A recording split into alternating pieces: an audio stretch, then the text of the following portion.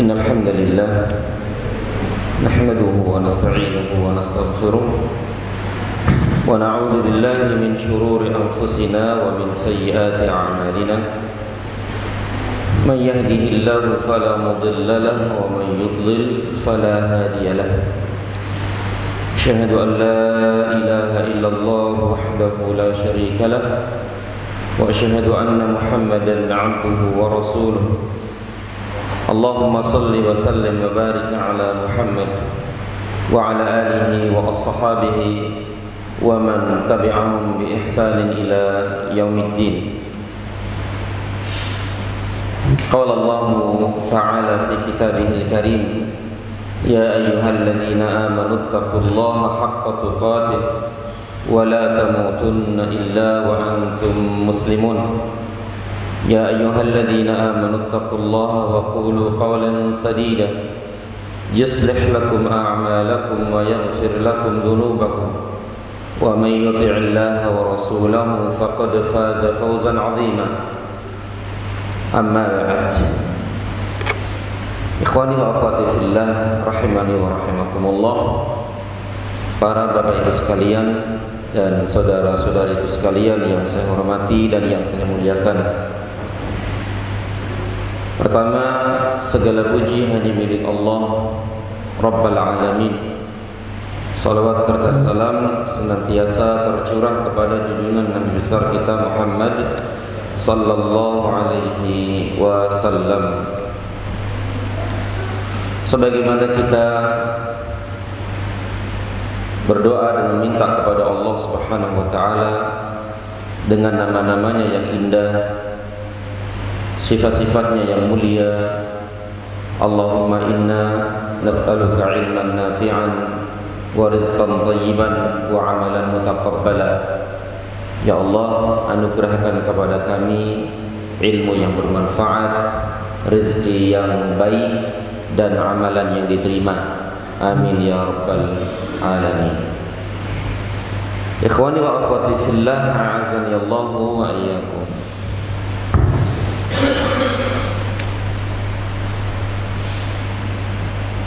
Seperti biasa kajian kita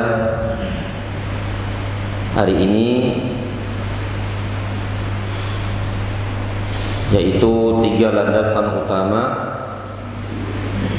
atau 3 prinsip pokok mengenal Allah Subhanahu wa taala, mengenal agama Islam dan mengenal Nabi Muhammad sallallahu alaihi wasallam. Pada pertemuan yang lalu telah kita mulai landasan yang kedua. Apa itu? Yaitu mengenal agama Islam. Penulis rahimahullahu taala mendefinisikannya apa itu Islam. Beliau berkata, ini mengulang sedikit ya, Beliau berkata rahimahullahu taala, al-aslu tsani, landasan kedua tentu dari 3 landasan.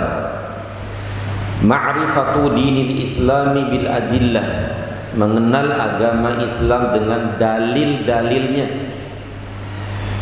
Wa huwa al-istislamu lillahi bit-tauhid wal inqiyadu lahu bit-ta'ati wal bara'atu minasyirki wa ahli.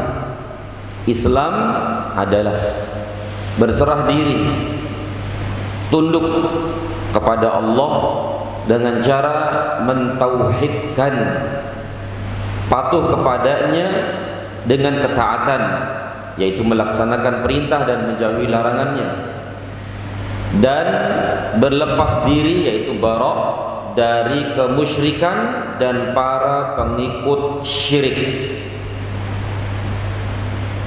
Dan ini sudah kita bahas, sudah kita jelaskan maksud dari apa yang disampaikan oleh penulis rahimahullahu taala ini.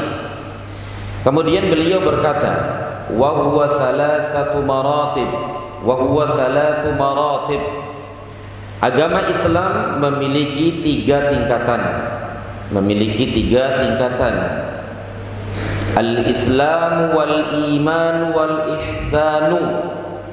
Tingkatan pertama Islam, kedua iman, ketiga ihsan.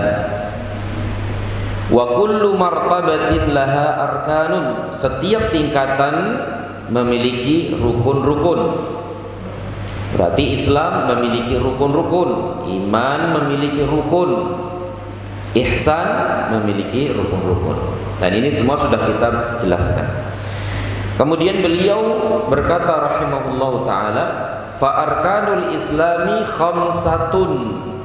Rukun Islam ada 5. Syahadatu an la ilaha illallah wa anna muhammadar rasulullah wa iqamus salati wa ita'uz zakati wa shaumu ramadana wa hijju baitillahil harami. Rukun Islam ada 5, yaitu bersaksi bahwa tidak ada sembahan yang hak kecuali Allah dan Muhammad adalah utusan Allah, menegakkan salat, membayar zakat, puasa di bulan Ramadan, dan menunaikan haji ke Baitullah Al-Haram. Kemudian fadalilus syahadati qauluhu ta'ala. Mulai penulis rahimahullahu ta'ala menjelaskan satu persatu dari rukun-rukun Islam. Dan ini pun sudah kita jelaskan dan sudah kita mulai, walhamdulillah. Pertama adalah syahadat. Syahadat apa? La ilaha illallah. Beliau berkata rahimahullah, fadalilus syahadati qauluhu ta'ala. Dalil syahadat adalah firman Allah, syahidallahu annahu la ilaha illahu wal malaikatu wa ulul ilmi qa'iman bil qist. La ilaha illa huwal azizul hakim. Allah menyatakan, Allah menyaksikan bahwasannya tidak ada sembahan yang hak melainkan Dia yang menegakkan keadilan. Para malaikat dan orang-orang yang berilmu juga mengatakan yang demikian itu. Tidak ada sembahan yang hak melainkan Dia yang maha perkasa dan bijaksana. Surat Ali Imran ayat 18. Ini pun sudah kita jelaskan maksud ayat yang mulia ini. Kemudian penulis rahimahullah ta'ala membawakan makna apa itu la ilaha illallah. Kata beliau, wa ma'naha la ma'buda bihaqqin illallah. Dan maknanya, yaitu makna la ilaha illallah adalah tidak ada sesembahan yang hak melainkan Allah. La ilaha nafiyan jami'a ma yu'badu min dunillah illallah muthbitan al-ibadata lillahi wahdahu la syarikalah fi ibadatihi kama annahu la syarikalahu fi mulki.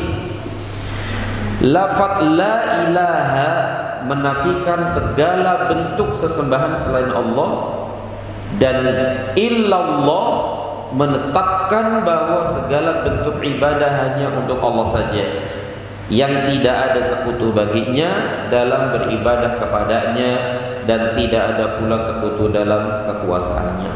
Ini pun sudah kita bahas ya di pertemuan yang lalu, alhamdulillah. Dan kita lanjutkan rukun Islam yang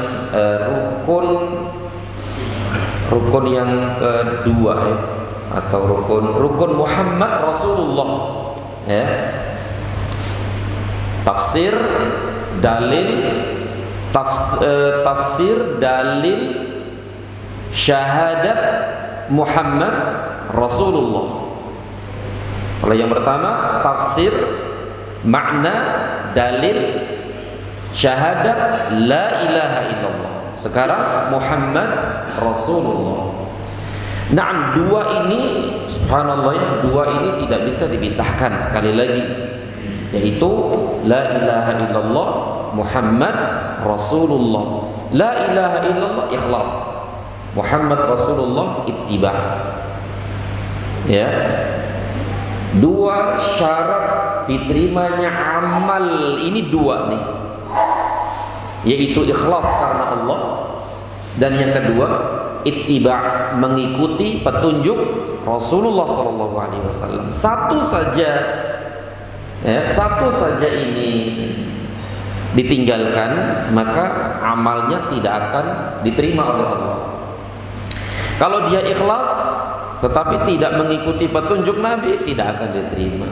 Kalau dia mengikuti petunjuk Nabi tapi tidak ikhlas, maka itu pun juga tidak diterima.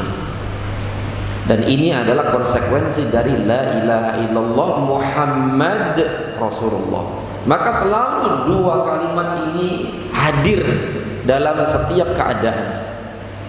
Ketika disebutkan la ilaha illallah Muhammad Rasulullah, la ilaha illallah Muhammad Rasulullah. Ketika dalam azan disebut dua-duanya, ketika qomat disebut dua-duanya, ketika dalam sholat disebut dua-duanya. Selalu, subhanallah. Ini menunjukkan bahwa amal itu tidak diterima kecuali memenuhi dua syarat ini: ikhlas dan ittiba', mengikuti petunjuk Rasulullah sallallahu alaihi wasallam, mengikuti contoh Rasulullah sallallahu alaihi wasallam. Nah, penulis rahimahullahu taala berkata, wa dalilu syahadati anna Muhammadar Rasulullah qauluhu ta'ala, dalil syahadat Muhammad adalah Rasulullah adalah firman Allah. Masya Allah ya, dengan kita mengetahui dalil dengan kita mengetahui dalil-dalil baik itu dalam Al-Quran maupun dalam Sunnah, semakin yakin keyakinan kita itu, semakin kita yakin bahwasanya la ilaha illallah, dan semakin yakin pula bahwa Muhammad adalah utusan Allah. Ya, beliau yaitu Allah Subhanahu wa taala berfirman, laqad ja'akum rasulun min anfusikum azizun 'alaihi ma 'anittum harisun 'alaikum bil mu'minina raufur rahim. Artinya, sesungguhnya laqad ja'akum rasulun, sesungguhnya telah datang kepadamu seorang rasul, yaitu Nabi Muhammad SAW, yang rasul ini yaitu Rasulullah Muhammad SAW memiliki sifat-sifat agung yang Allah sebutkan dalam ayat yang mulia ini. Di antara sifatnya adalah min anfusikum, dari kaummu sendiri, dari kaummu sendiri. Beliau adalah manusia seperti kalian, ya, seperti kalian, tapi beliau adalah rasul, utusan Allah, ya, utusan Allah, dan dari diri kalian sendiri, dari kaummu sendiri, dari kaummu sendiri, dari jenismu sendiri, yang kalian tahu nasabnya, ya, yang kalian tahu nasab beliau sallallahu alaihi wasallam. Nasabnya seperti apa? Kalian tahu. Bahkan kalian tahu tentang keadaan beliau dari lahir sampai diangkat menjadi nabi dan rasul. Kalian tahu.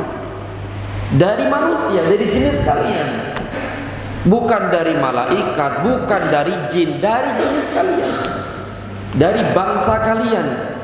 Coba. Dan tentu khitab ini yang diajak bicara dalam ayat ini dulunya adalah orang-orang Arab, orang-orang Makkah waktu itu. Meskipun demikian, ayat ini juga untuk kita kaum muslimin dan manusia secara umum. Insyaallah ya. Ini sifat yang pertama. Atau sifat yang pertama adalah Rasul. Dia seorang Rasul. Kemudian min anfusikum, dari jenis kalian, dari diri-diri kalian, dari bangsa kalian, dari kabilah kalian, dari suku kalian, dari lingkungan kalian. Orang-orang musyrikin Quraisy. Masya Allah. Kemudian azizun alaihi ma anittum, azizun alaihi ma anittum, berat terasa olehnya penderitaanmu, berat terasa olehnya penderitaanmu. Artinya terasa berat olehnya apa yang memberatkanmu. Artinya Nabi SAW tidak ingin melihat kita dalam menjalankan syariat Islam itu sangat memberatkan dan sangat membebankan. Islam itu ringan, Islam itu mudah. Tidak ingin dipersulit, tidak dipersulit, tidak diberatkan, tidak. Tapi mudah Islam itu. Ya, sebagaimana sabda Nabi SAW, ad-dinu yusrun, agama ini mudah, ringan, semua orang bisa melaksanakan, semua orang bisa menjalankannya. Salat, puasa, zakat, haji, umroh, dan syariat-syariat yang lain semuanya mudah. Nabi tidak ingin memberatkan umatnya. Alhamdulillah, ini sifat yang agung, sifat yang mulia yang Allah abadikan dalam ayat yang mulia ini. Insyaallah ya. Yang pertama tadi, beliau seorang Rasul. Yang kedua, dari diri-diri kalian, dari jenis-jenis kalian, dari bangsa kalian. Kemudian yang kedua, berat terasa olehnya penderitaanmu. Beliau tidak ingin umatnya ini terbebani yang mereka tidak mampu melakukannya. Ya Allah, ini sifat yang mulia, sifat yang agung. Kemudian sifat yang berikutnya adalah harisun alaikum, sangat menginginkan. Sangat menginginkan apa? Keimanan dan keselamatan bagimu. Insyaallah ya. Inilah beliau SAW tidak ingin kita ini umatnya masuk ke dalam neraka gitu. Tidak ingin umatnya ini hidup sengsara, hidup binasa dunia akhirat, tidak ingin. Nabi itu sangat menginginkan manusia, umatnya mendapatkan hidayah dan taufik, ya, selamat dunia akhirat, masuk surga dan selamat dari neraka. Itulah keinginan terbesar Nabi SAW. Makanya kalau antum lihat perjalanan hidup Nabi SAW selama beliau menjadi Nabi sampai meninggal dunia, tidak pernah berhenti dari mendakwakan Islam, mendakwakan iman, mendakwakan tauhid, pagi, siang, malam gitu ya. Masya Allah. Tujuannya apa? Tujuannya agar manusia ini selamat, agar manusia ini bahagia di dunia dan di akhirat. Kemudian sifat yang berikutnya adalah bil mu'minina raufur rahim, amat belas kasihan lagi penyayang terhadap orang-orang mukmin. Dan ini adalah sifat yang mulia beliau SAW, yaitu beliau memiliki sifat lemah lembut dan kasih sayang kepada orang-orang yang beriman, kepada umatnya yang beriman kepada Allah dan Rasulnya SAW. Sangat sayang sekali, insyaallah, dan sangat lemah lembut kepada kaum muslimin. Inilah akhifillah a'azanillahu wa iyyakum, dalil yang dibawakan oleh penulis rahimahullahu ta'ala bahwasanya beliau benar-benar seorang nabi, seorang rasul, bahkan seorang nabi dan rasul akhir zaman. Tidak ada nabi dan rasul setelah beliau sallallahu alaihi wasallam. Dalil lain dalam Al-Qur'an, misalnya firman Allah, Muhammadur Rasulullah. Muhammad adalah utusan Allah. Ya, Muhammad adalah utusan Allah. Kemudian juga firman Allah dalam surat Al-A'raf juga dalam ayat 158, qul ya ayyuhan nasu inni rasulullahi ilaikum jami'an. Katakanlah wahai manusia, sesungguhnya aku adalah utusan Allah kepada kalian seluruhnya. Katakanlah wahai manusia, sesungguhnya aku adalah utusan Allah, Rasulullah, ya, kepada kalian seluruhnya. Berarti Nabi SAW diutus untuk seluruh manusia, bahkan tidak hanya kepada seluruh manusia, bahkan seluruh jin pun demikian. Nah, akhi fillah azani Allah wa iyyakum. Setelah penulis rahimahullah ta'ala membawakan dalil dari Al-Quran tentang bahwa Muhammad adalah Rasulullah, utusan Allah, dan harus kita imani dan harus kita yakini.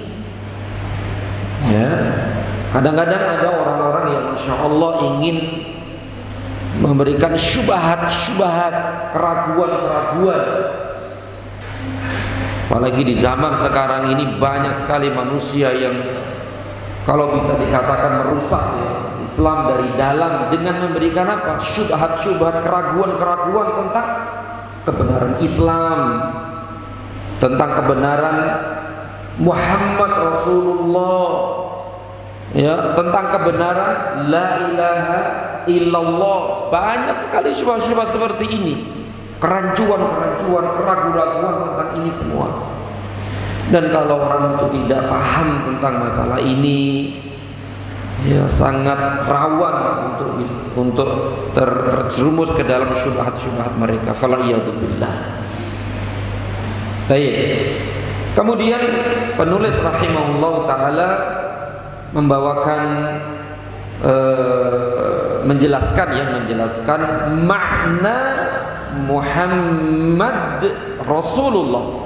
Apa sih maksud makna Muhammad Rasulullah?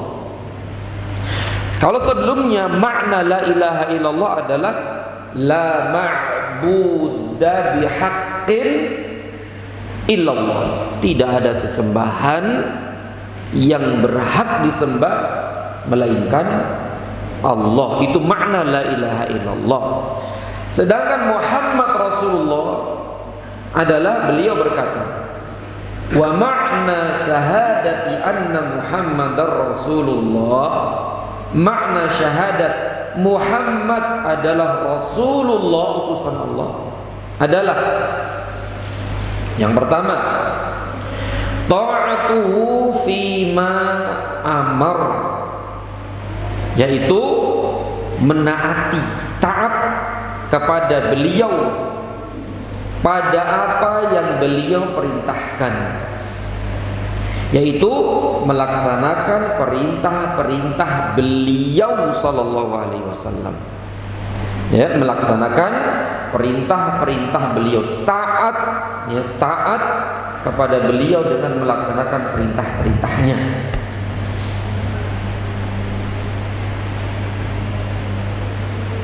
Tentu dalam sunnahnya.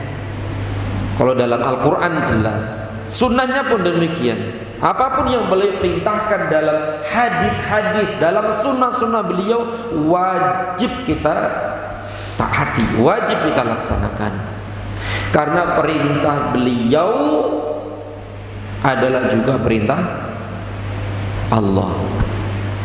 Nah, perintah beliau sama saja juga perintah Allah.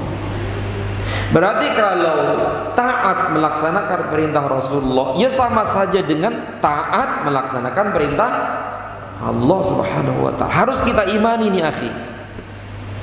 Terkadang ada orang yang Masya Allah tidak butuh sunnah, tidak butuh hadis, hanya butuh apa?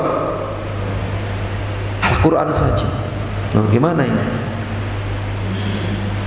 Dan tidak akan terlaksana syariat Islam ini kalau hanya dengan Al-Quran saja.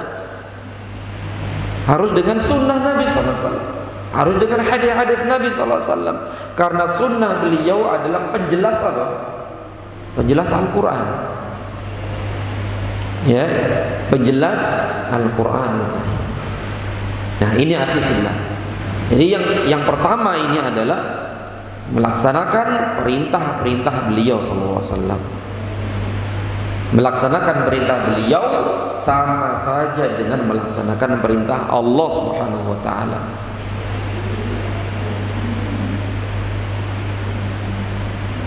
Allah berfirman, "Wa ma atakumur rasulu fakhuduhu wa ma nahakum anhu fantahu."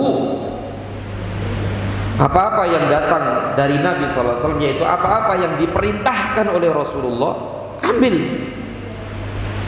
laksanakan. Berarti ini kan perintah Allah kepada kaum muslimin, kepada manusia untuk menaati apa yang diperintahkan oleh Rasulullah SAW. Tidak ada keraguan sama sekali. Berarti barang siapa yang tidak taat kepada Rasulullah, ya sama saja dengan tidak taat kepada Allah Subhanahu wa taala. Wa ma nahakum anhu fantahu, dan apa-apa yang dilarang oleh beliau tinggalkan. Berarti meninggalkan larangan beliau sama dengan meninggalkan larangan Allah Subhanahu wa taala. Tapi ini penting banget akhirnya. Penting sekali. Ya. Jadi yang pertama adalah makna syahadat Muhammad Rasulullah adalah pertama melaksanakan perintah-perintahnya, taat melaksanakan perintah-perintahnya. Yang kedua, wa tasdiquhu fima akhbar, membenarkan apa-apa yang dikabarkan beliau, membenarkan semua apa yang dikabarkan beliau, membenarkan kabar-kabar beliau sallallahu alaihi wasallam. Misal berita-berita yang beliau sampaikan kepada umatnya tentang umat-umat terdahulu.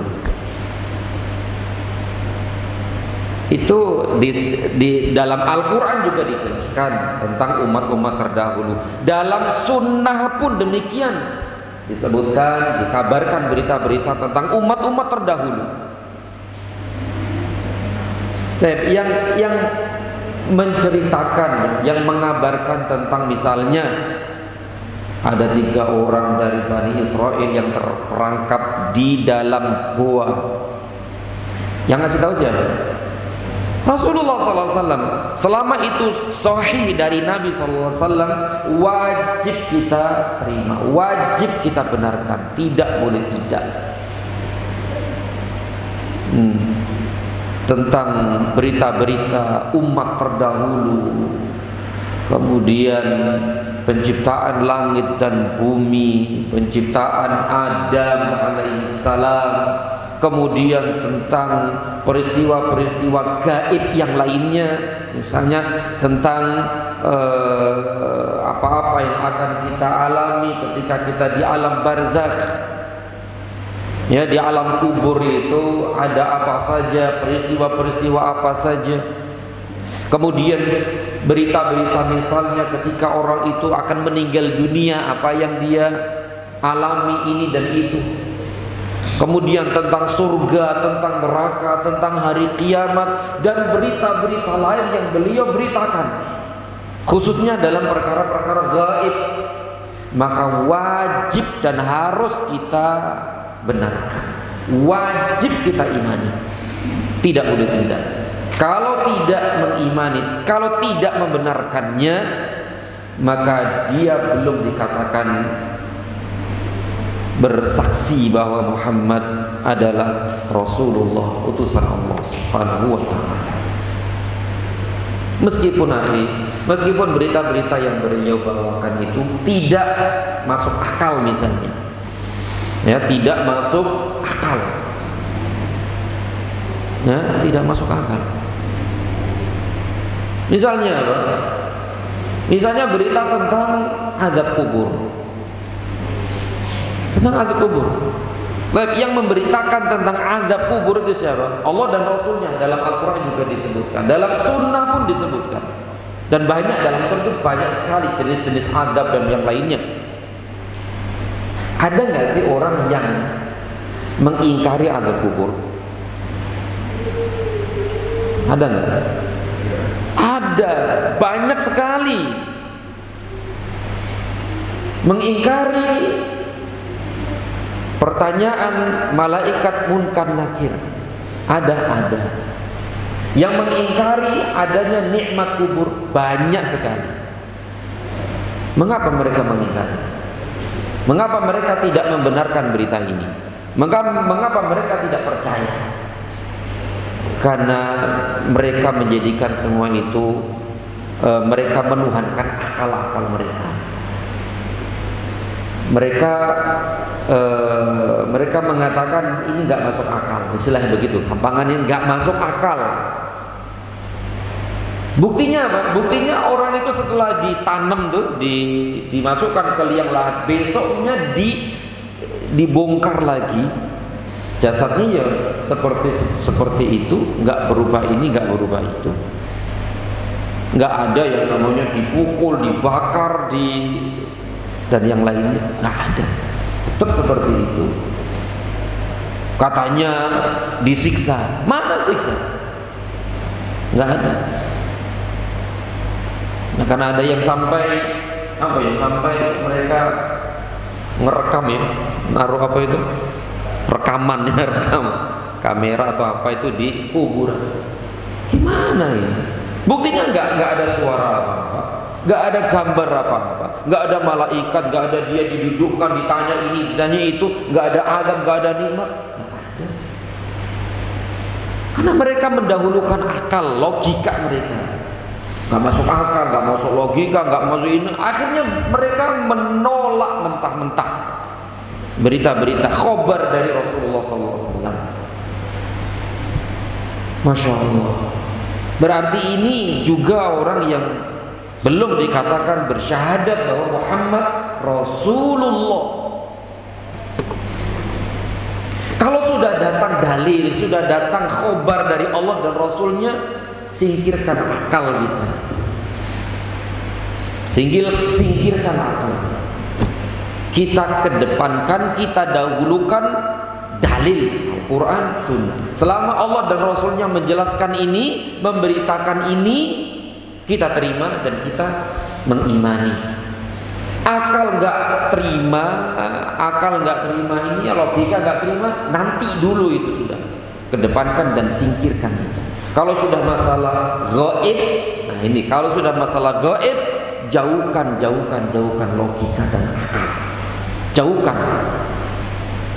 Dan harus kita nomor satukan adalah dalil. Masya Allah. Ini prinsip-prinsip kita dalam berakidah. Prinsip kita dalam berakidah. Ya kalau mengedepankan akal logika, ya banyak sekali peristiwa-peristiwa gaib yang akan kita ingkari. Baik, kebanyakan dalam syariat Islam ini perkara gaib atau perkara yang zahir. Perkara syariat Islam ini kebanyakan itu perkara gaib atau perkara gaib atau perkara apa? Zahir ya, zahir. Kebanyakan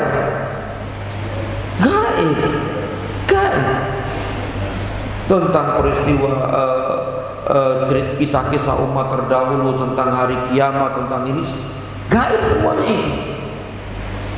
Tentang pahala ya. Pahala dapat 10, 700 dan lain. Mana itu? Kelihatan nggak? Nggak kelihatan. Tentang mizan, tentang catatan amal nanti diterima di akhirat dan yang lainnya, semuanya perkara gaib. Nah, kalau perkara gaib ini dilogikakan gitu ya, kalau nggak masuk akal, nggak masuk logika, berapa banyak syariat yang akan diingkari. Fal'iyadzubillah. Ini banyak sekali akhirullah ini di zaman kita sekarang ini. Mereka menuhankan logika-logika mereka, ya, menuhankan akal-akal mereka. Selama tidak masuk akal, mereka tolak. Meskipun dari Allah dan Rasulnya, meskipun dari Allah dan Rasulnya. Ini jelas kesalahan besar, penyelewengan besar, ya, insyaallah. Baik, kita lanjutkan lagi. Ini yang kedua, yaitu wa tasdiquhu fi ma akhbar, membenarkan apa yang dikabarkan beliau. Kemudian yang ketiga, wajtinabu ma naha wa zajar, meninggalkan semua yang dilarang beliau. Meninggalkan semua yang dilarang beliau sallallahu alaihi wasallam. Meninggalkan larangan beliau sama dengan meninggalkan larangan Allah, tidak ada bedanya. Meskipun di dalam Al-Quran tidak ada, misalnya di dalam Al-Quran tidak ada larangan sesuatu untuk ditinggalkan, tetapi di dalam hadis ada larangan untuk meninggalkan sesuatu itu, maka wajib bagi kita meninggalkan larangan itu, meskipun di dalam Al-Quran tidak ada. Misal bukankah Rasulullah SAW mengharamkan memakan burung-burung yang apa namanya itu, memiliki apa namanya ini, cakar yang tajam itu, yang dengan itu mereka memangsa makanan, mangsanya. Ini dalam Al-Quran nggak ada. Itu adanya dalam hadis. Begitu juga Rasulullah SAW mengharamkan makan binatang-binatang yang memiliki taring. Dalam Al-Quran nggak ada. Itu adanya dalam hadis. Selama itu adalah larangan Rasulullah, wajib kita tinggalkan. Wajib kita tinggalkan, meskipun dalam Al-Quran enggak ada. Dan ini penting sekali, ini penting sekali. Kadang-kadang ada orang yang demikian, ya. Ini kan enggak ada dalam Al-Quran, tapi kan ada dalam hadis. Oh, itu kan hadis, Al-Quran enggak ada. Masya Allah. Ini penting sekali ya, ya. Jadi kita wajib meninggalkan apa-apa yang dilarang oleh Rasulullah SAW. Larangan Rasulullah sama dengan larangan Allah Subhanahu Wa Taala. Meninggalkan larangan Rasulullah juga sama dengan meninggalkan larangan Allah Subhanahu Wa Taala. Ya, berarti dari Al-Quran dan Sunnah. Kemudian yang terakhir, yang keempat, kata beliau rahimahullah taala, wa alla ya'budallaha illa bima syara'. Ini yang penting banget, yang keempat nih. Apa itu? Tidak beribadah kepada Allah melainkan dengan cara yang telah beliau syariatkan.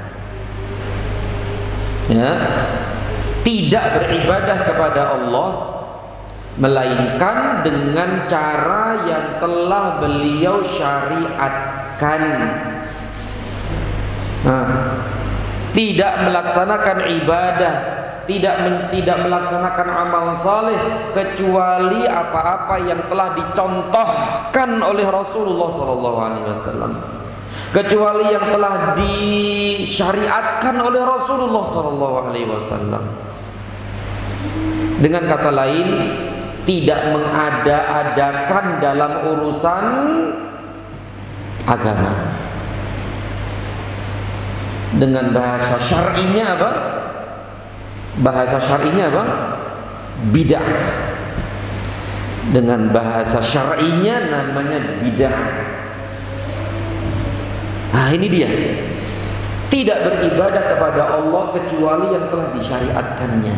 Tidak beribadah kepada Allah kecuali yang telah dicontohkan oleh Rasulullah SAW. Kalau ada contohnya, ahlan wa sahlan. Ada contohnya enggak? Enggak ada.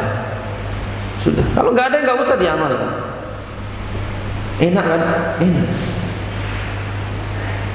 Karena syariat Islam ini ada yang punya, ya, ada yang punya. Yang punya adalah Allah Subhanahu wa taala. Syariat ini ada yang membuat adalah Allah Subhanahu wa taala. Nah, ini penting sekali yang keempat ini, alhamdulillah, ya, tidak beribadah kepada Allah kecuali apa yang telah disyariatkan olehnya. Yaitu ittiba', mengikuti petunjuk, mengikuti contoh Rasulullah sallallahu alaihi wasallam. Masya Allah, ya. Dan sebenarnya kalau kita mengikuti tidak beribadah kepada Allah kecuali yang telah disyariatkan, itu mudah gitu. Mudah. Kalau ditambah-tambah itu semakin sulit. Karena tadi sudah kita sebutkan sifat Nabi SAW tadi apa? Tidak mau memberatkan umatnya. Berarti syariat beliau mudah, ringan. Ad-dinu yusrun, agama itu mudah, Islam ini mudah, gampang. Kalau betul-betul menjalankan syariat yang dibawa beliau, mudah, gampang.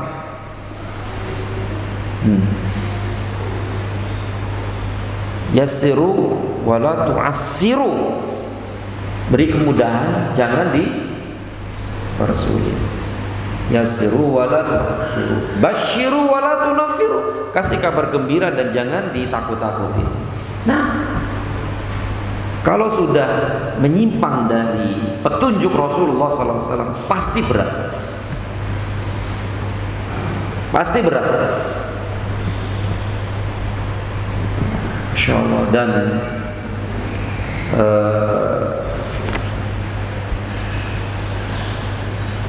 Dan ini memang konsekuensi Muhammad Rasulullah, konsekuensi syahadat Muhammad Rasulullah, yaitu ittiba'. Di antara tadi sudah kita sebutkan dua syarat diterimanya amal, ikhlas dan mutaba'ah, mengikuti petunjuk Rasulullah SAW. Ikhlas makna la ilaha illallah, mutaba'ah mengikuti petunjuk Rasulullah, contoh Rasulullah adalah Muhammad Rasulullah.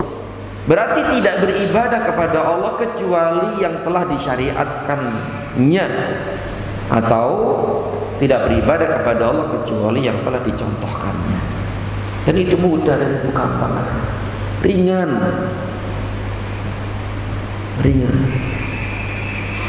Tapi kalau sudah nambah-nambahin, pasti berat. Ya, pasti. Dan Allah tidak akan menerima. Ya, Allah tidak akan menerima amal yang tidak yang tidak mengikuti contoh petunjuk Rasulullah SAW. Tidak akan pernah diterima.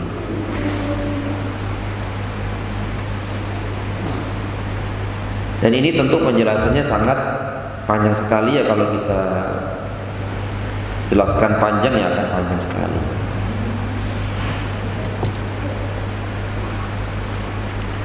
Taib, ini akhi fillah rahimani wa rahimakumullah, makna syahadat Muhammad Rasulullah. Ada 4 tadi. Antum hafalkan ini dan antum praktekkan dalam keseharian kita. Dan ini kaidah dasar dalam kita menjalankan syariat Islam ini. Pertama, melaksanakan perintah-perintah beliau, taat melaksanakan perintah-perintah beliau. Pertama.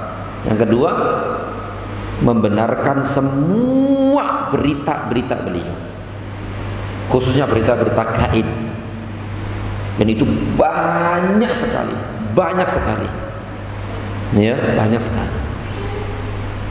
Kemudian yang ketiga, menjauhi larangan-larangannya.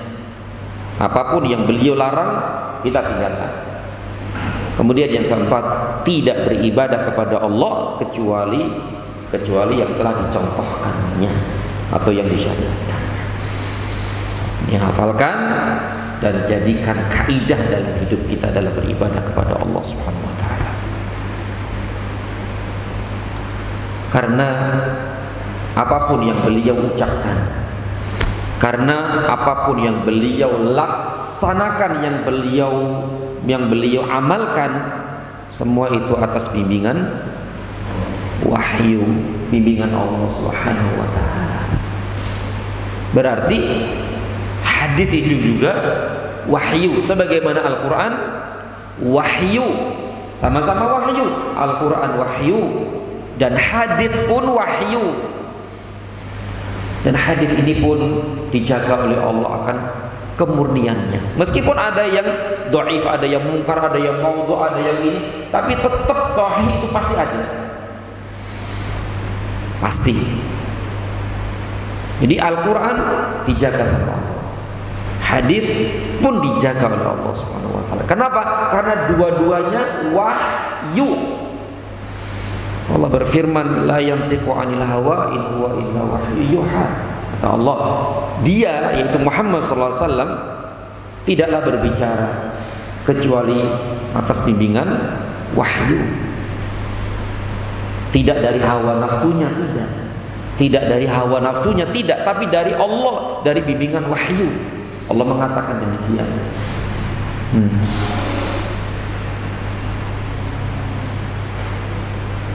Akhifillah azani Allah wa iyyakum.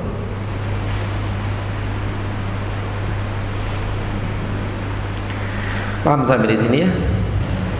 Paham insyaallah.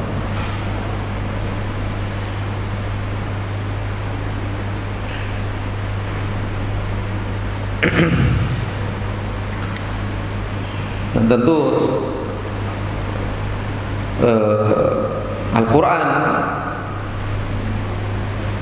Allah jaga kemurniannya, keasliannya, karena dia wahyu. Sebagaimana hadis pun Allah jaga akan keasliannya. Makanya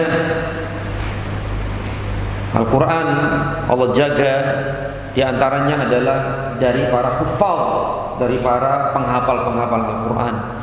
Salah satu penjagaan Allah adalah dengan dimudahkan Al-Quran itu untuk dihafalkan oleh kaum muslimin, sehingga banyak sekali dari kaum muslimin yang hafal. Ketika ada kekeliruan, ketahuan. Dan penjagaan hadis adalah dengan para ulama rahimahumullah taala. Para ulama hadis, bagaimana mereka sangat menjaga hadis Nabi SAW. Ya, baik. Akhi fillah azani Allah wa iyyakum, inilah makna syahadat Muhammad Rasulullah. Kemudian beliau penulis rahimahullah taala membawakan dalil-dalil dari rukun-rukun Islam yang lainnya. Rukun Islam yang pertama sudah selesai, yaitu syahadat la ilaha illallah Muhammad Rasulullah. Secara global ya seperti itu. Tapi kalau kita jelaskan satu persatu ya tentu akan panjang sekali, dan itu ada pembahasan tersendiri ya oleh para ustadz kita insyaallah.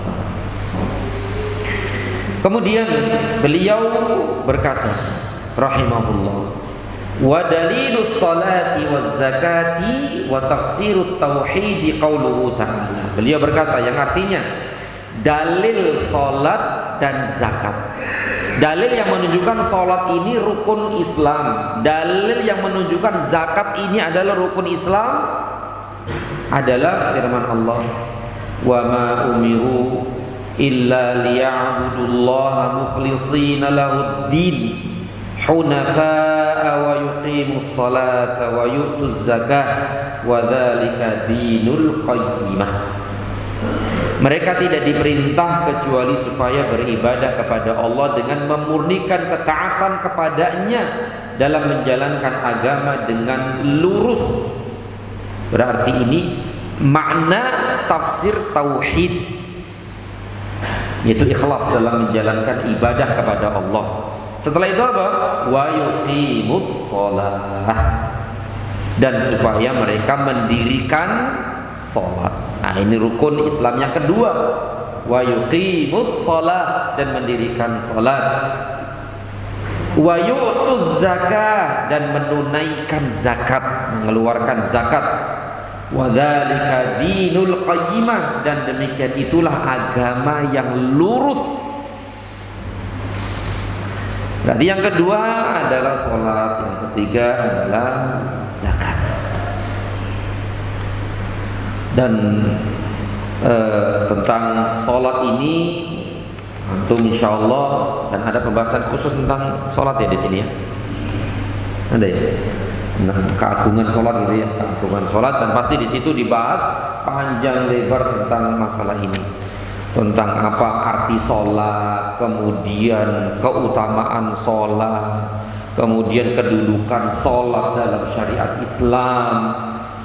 Dan tentu kedudukan sholat dalam Islam adalah salah satu rukun dari rukun-rukun Islam. Bahkan Allah dan Rasulnya jadikan rukun Islam yang kedua setelah dua kalimat syahadat. Kemudian hukum orang yang meninggalkan sholat, apa hukum orang yang meninggalkan sholat, akan dibahas di dalam masalah itu insyaallah ta'ala. Apa hukum meninggalkan sholat? Apa hukumnya? Dosa. Dosa, betul dosa. Nah, ada dua kemungkinan. Dia meninggalkan sholat karena mengingkari kewajiban sholat. Dia mengatakan sholat 5 waktu nggak wajib, sunnah misalnya. Sholat, alhamdulillah nggak pokok, bagus sholat. Nggak sholat, nggak apa-apa. Berarti orang ini nggak sholat karena mengingkari kewajiban sholat. Ada nggak sih orang kayak gini? Sholat nggak wajib, atau yang wajib cuma 3, yang wajib cuma 2, lainnya enggak, begitu. Meskipun tidak diucapkan dengan lisan, ada nggak di hati-hati sebagian orang itu meyakini demikian? Ada. Dan itu dibahas oleh para ulama panjang lebar masalah ini. Hukum meninggalkan sholat karena mengingkari kewajiban sholat. Sholat gak wajib, sholat 5 waktu gak wajib. Sepakat para ulama, tidak ada perselisihan di kalangan para ulama tentang hukum orang yang mengingkari kewajiban sholat. Apa itu? Kufur.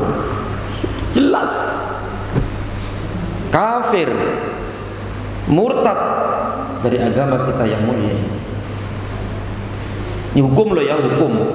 Kita tidak menghukumi orang. Ini hukum syar'i.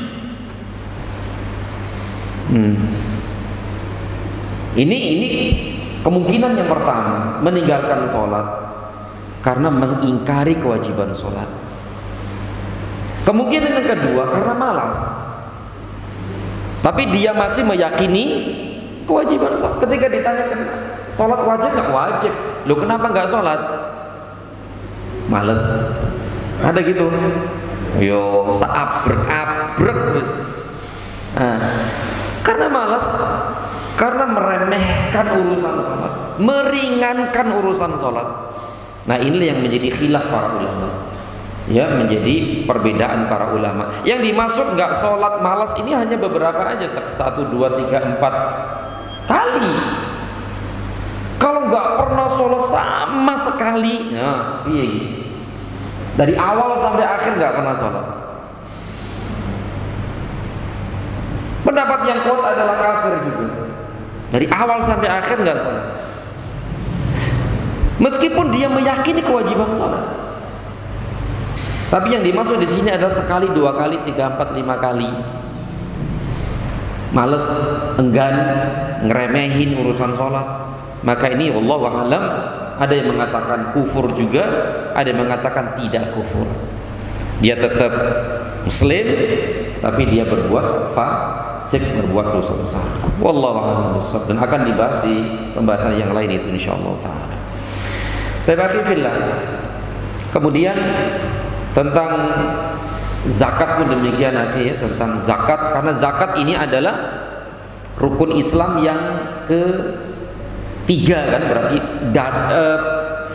tiang agama ini istilahnya gitu kan, rukun kan tiang gitu. Sama dengan hukum sholat tadi. Orang yang tidak mengeluarkan zakat itu tidak keluar dari dua kemungkinan. Kemungkinan yang pertama mengingkari kewajiban haji, kewajiban zakat. Ada yang tidak zakat karena malas apa? Bakhil. Ya bakhil kan gitu. Bakhil, pelit, cengit, medit. Hanya nggak mengeluarkan zakat. Tapi dia masih meyakini kewajiban zakat. Nah, ini berbeda hukumnya meskipun sama-sama tidak mengeluarkan zakat. Kalau yang pertama jelas, yang kedua juga jelas.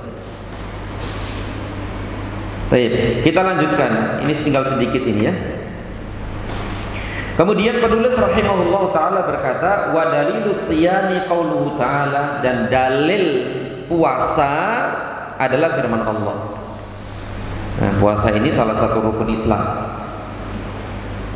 Dalilnya mana? Dalilnya surat Al-Baqarah ayat 183, ya ayyuhalladzina amanu kutiba alaikumus syiyamu kama kutiba alal ladzina min qablikum la'allakum tattaqun. Wahai orang-orang yang beriman, diwajibkan atas kamu berpuasa sebagaimana diwajibkan atas orang-orang sebelum kamu agar kamu bertakwa. Ini dalil kewajiban puasa, dan dalil puasa adalah salah satu rukun dari rukun-rukun Islam. Kemudian yang terakhir kata beliau rahimahullah, wa dalilul hajj, dalil haji, bahwa haji itu wajib, ya wajib, dan sebagai salah satu rukun dari rukun-rukun Islam adalah firman Allah dalam surat Ali Imran ayat 97, walillahi 'alan nasi hajjul baiti man istata'a ilaihi sabila wa man kafara fa innallaha ghaniyyun 'anil 'alamin. Haji adalah kewajiban manusia terhadap Allah, yaitu bagi orang-orang yang sanggup mengadakan perjalanan ke Baitullah. Barang siapa mengingkari kewajiban itu, kewajiban haji, maka sesungguhnya Allah Maha Kaya, yaitu tidak memerlukan sesuatu dari semesta alam. Nah, ayat ini jelas ya, menunjukkan bahwa haji ini wajib hukumnya bagi orang-orang yang mampu, dan dia termasuk salah satu rukun dari rukun-rukun Islam yang 5.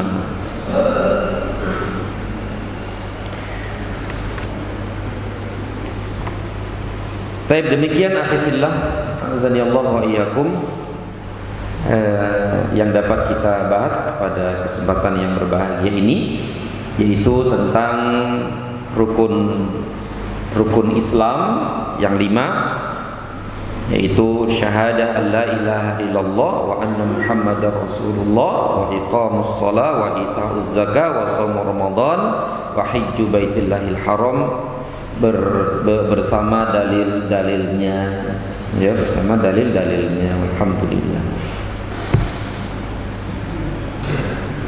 Dan kita cukupkan sampai di sini. Semoga bermanfaat, dan kurang lebih mohon maaf. Sebelum kita tutup, seperti biasa, mungkin ada yang ingin ditanyakan, kami persilakan.